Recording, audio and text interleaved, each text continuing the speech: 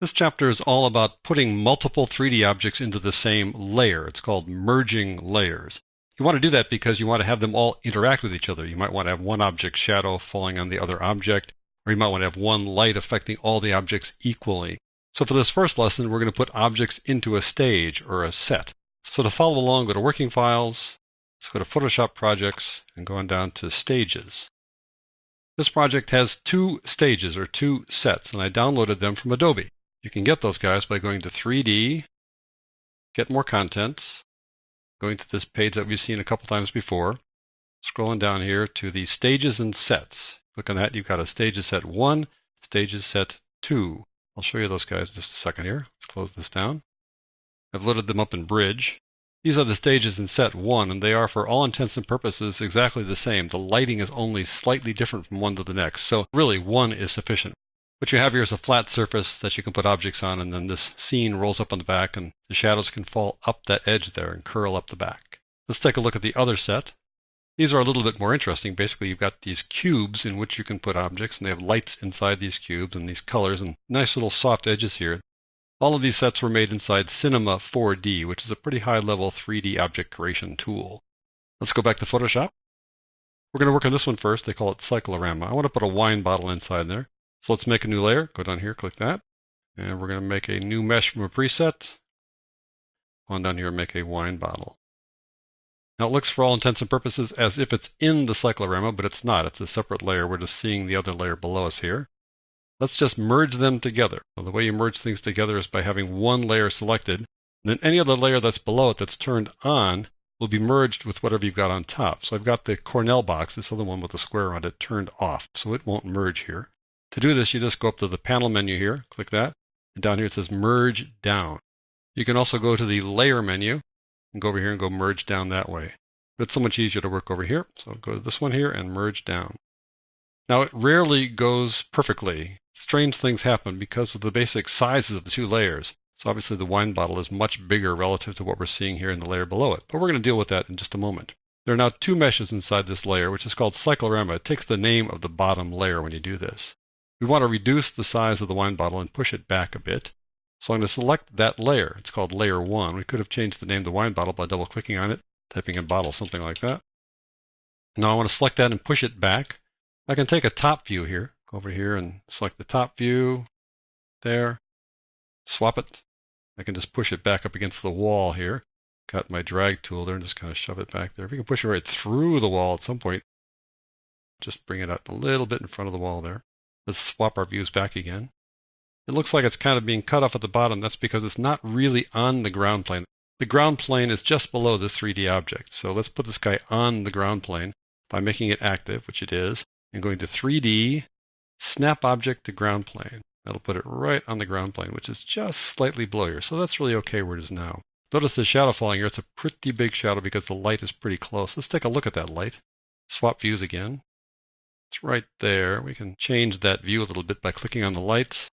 We've got the drag tool selected so we can move it around a bit. It's a point light there. They call it just light, but it's actually a point light. Get a little closer so the shadow doesn't go too far there.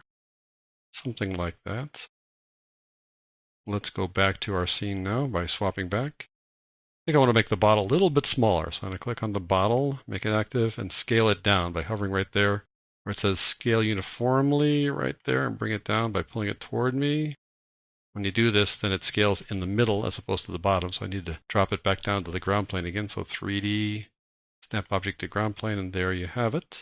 What I want to do now is give this some transparency and some color so you can see what happens when you've got a custom created ground plane. I'm going to select the label material here. Let's knock its opacity down to about 50%. Give it a little color under the diffuse here. Make it purple or whatever color you choose. And there you have it. We've got the light throwing a shadow there. Let's render this. I'm going to take the marquee selection and select that area there and render that. It's going to look really noisy for the first 4 passes, and the 5th one will start cleaning it up. All right, that looks pretty good. I'll do Control-Command-D to deselect that. You can see how the color shows up there in that shadow, and also how it bends here, how it gets larger as it goes around that bend. All right, let's turn that one off and go down to the next one. Scroll on down here a bit, turn on this Cornell box, as it's called. It's a cube missing the front. It has 5 sides. I want to put a sphere inside it, so I select this layer to make sure it's active, and I'm going to make a new layer, and it'll put a layer right above it. Let's make a sphere there, so we'll change this to sphere. Click Create, and of course it's going to look like it's inside the box, but it's not. It's on a separate layer. I want to merge the two together again, so I have this one selected, this one's active. Let's change this one to sphere to kind of avoid any confusion down the road, so I'll double click there and type in sphere. And now we'll merge the two by going to the panel menu, going down to merge down. And now they're merged together, and oh my goodness, what just happened here? The lights are out! Well, the lights are out because the sphere is so large relative to that box that it's obliterated the light. So we need to select the sphere here, right there, and we need to make it a little bit smaller. So I go over here to the Scale Uniformly guy there, and right there, and I'm going to pull it toward me, and eventually we're going to see the light. And there it is. Okay. That works out pretty well. Let's bring this little sphere down to the floor. I've got it selected here. Go to 3D, drop it down to the floor there, snap it to the ground plane. All right. You can move it around a bit like that. Let's take a look at the light there. Move that left and right, like so. Bring it up or down. Now we could say we're done here, but we need to do a couple of things to kind of clean things up. There are actually two shadows being thrown here, one on the ground plane and one on the custom floor. So let's take care of that by removing the one on the ground plane. So I'm going to Environment here. I'm going to turn off the shadow for the ground plane by taking its opacity down to 0. Get this little fringe showing up here, but that'll clear up when we render this. Let's go back to this light here and take a look at it. I want the shadow to be a little bit softer than it is right now. It's kind of hard edge there, so I'll take it to maybe 25-30%, something like that. All right, now that's been taken care of. I think the sphere can be a little bit larger, so I'm going to click on the sphere this way. Let's make it a little bit larger. We'll scale it up like that. That's going to push it down through the ground plane again. So we need to reset that by going back to 3D, snapping at the ground plane. All right, let's just render this area here and see what that looks like. We're not going to be done here yet, but I want to see what that looks like here in our little preliminary step here. So I'm going to take the marquee selection and select that area there, and we'll do a render here.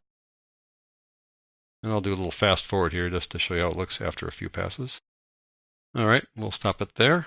Now I want to do one more thing, and that's make the sphere reflective. So I'm going to go over here, click on the sphere once with my selection tool, and one more time to get the material. Let's make it more reflective by moving that up to 50% or so right around there. And nothing will happen because we need to render it. So let's render it again and see what happens. I think you'll find this to be pretty neat. Go down to there, and now we'll render it and see what goes on here. How about that? Very cool. This is one reason why you want to put objects in one layer so that they can respond to each other, so that they can show their environment, be part of the scene. I'll fast forward here just a bit. So there you go. That's how you add 3D objects to these prefabricated sets.